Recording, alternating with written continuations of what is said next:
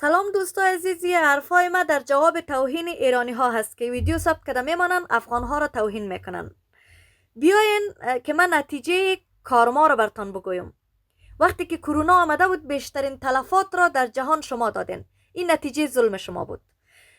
در بیمارستان ها سر بزنین جوانایتان به کدام مرض آلوده شده. این نتیجه ظلم شما هست.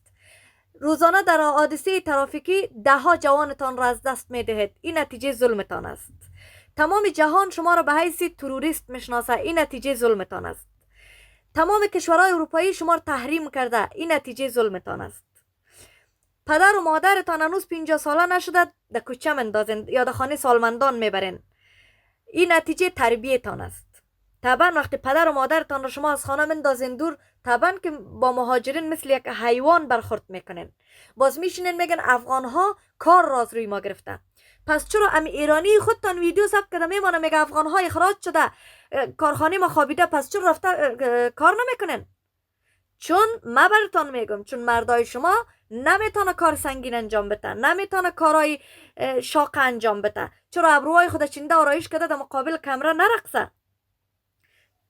از ویدیو بگیره، از این خاطر درآمد کنه، از این طریق درآمد کنه. کار ثقیل نمیتونن. سالها آب دادیم برتان. آب کشور ما بود که شما میتونستین زندگی کنین. اگر او خاک خشک خالی شما بر شما خوب است. شما را همه قسم تربیت داده میگن 40 سال مهمان نوازی کردیم. شما را همه قسم تربیت داده که مهمان بالغت داده از خانه بکشین.